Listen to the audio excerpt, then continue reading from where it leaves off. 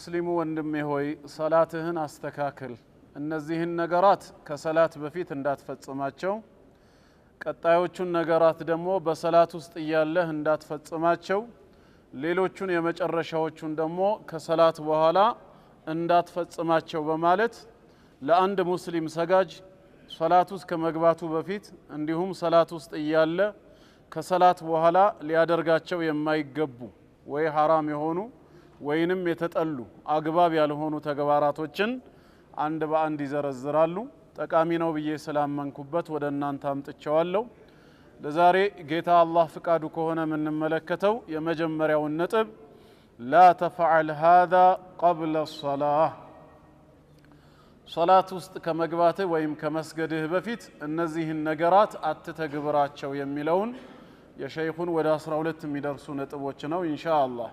አንደኛ من ይላሉ ሸይኹ لا تصلي والنوم يغالبك፣ እንቅልፍ እየታገለህ አንተን ይዞህ ለመሄድ ጥረት እያደረገ የሱና ሰላቶችን አትስገድ ይላሉ። ሰውየው እንግልጃ ላይ ያለ እንቅልፍ የሚታገለው ከሆነ አረፍ ይበል፣ እንቅልፉ ሲወገድለት በነሻጣው ጊዜ ያንን ሱና ሰላት በቻለው ያክል ይሰግዳል። እንቅልፍ እየታገለው ግን ሱና መስገዱ አግባብ አይደለም ነው። عن أنس بن مالك رضي الله عنه أن رسول الله صلى الله عليه وسلم دخل المسجد، كأنس እንደተላለፈው የአላህ መልእክተኛ ወደ መስጂድ ገቡ። فرأى حبلا ممدودا بين ساريتين، በሁለት ምሰሶዎች መሃል የተዘረጋ ገመድንም ተመለከቱ። فقال ما هذا الحبل، ይሄ ገመድ ምንድነው ብለው ሲጠይቁ قالوا لزينب رضي الله عنها أم المؤمنين زينب بنت جحش يسوانو تصلي فيه، እሱ ጋር መታ ትሰግዳለች። فإذا فترت تعلقت به، የደከመች ጊዜ ደግሞ ሰላቷን ላለማቋረጥ ብላ ትደገፍበታለች። በሱ ድጋፍ ቀሪውን ሰላቷን ታጠናቅቃለች። ከዛም فقال صلى الله عليه وسلم የአላህ መልእክተኛ ምን አሉ? ሁሉህ ፍቱት፣ ቶሎ ብላችሁ ፍቱት። ሊዩሰሊ አሐዱኩም ነሻጠሁ፣ የሱናን ሰላት ከናንተ አንዳችሁ በነሻጣው ጊዜው ላይ ለመስገድ ሞራሉም ጉልበቱም በተነሳሳ ወቅት ላይ ብቻ ይስገድ። ፈኢዛ ፈተረ፣ በዛ መሃል ከደከመ ወይ የእንቅልፍ ስሜት ከተሰማው ፈልየቅዑድ፣ ይቀመጥ፣ አረፍ ይበል አሉ።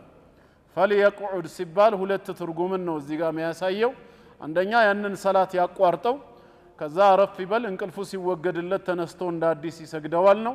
ካልሆነ ደግሞ ቆሞ ይሰግድ የነበረው ሰው ቀሪውን ሰላት ቁጭ ብሎ ሰላቱን ያጠናቀው ለማለትም ነው። ያው ሱና ሰላት ከፊሉን በመቆም ከፊሉን በመቀመጥ መስገድ ይቻላልና ማለት ነው። እና ከዚህ በመነሳት እንቅልፍ አንድ ሰው እየታገለው መስገዱ ተወዳጅ አይደለም፣ አትስገድ ተብሏል። عن أبي هريرة رضي الله عنه أن النبي صلى الله عليه وسلم قال، ስማቸው በተነሳ ቁጥር በቻልነው መጠን ሰላዋት ከማውረድ ወደ ኋላ አንበል። የሳቸው ስም ሲጠራ አንድ ጊዜ ሰላዋት የሚያወርድ ሰው ከጌታው ዘንድ 10 ውዳሴና 10 ረህመት እዝነትን መቀበል ነው። ይሄ በራሱ ትርፋማ ንግድ እንጂ ምንም ኪሳራ የሌለው ነውና ማለት ነው። እናም ምን አሉ? إذا قام أحدكم من الليل، ከናንተ አንዳችሁ በሌሊቱ ክፍል ለመስገድ በተነሳ ወቅት فاستعجم القرآن على لسانه، ቁርአን በምላሱ ላይ ካስቸገረው በትክክል መጀመሪያ በኖርማል ወቅት እንደሚቀራው አልቀራም ካለው እያታገለው እንጂ በአግባቡ ማያነብ የሚሳሳት ከሆነ فلم يدري ما يقول፣ ምን እንደሚል እንኳ ካላወቀ اضطجع፣ ጋደም ይበል፣ አረፍ ይበል። ከዛም እንቅልፉ ሲወገድ ተነስቶ በአዲስ ስሜት ሰላቱን ይሰግዳል።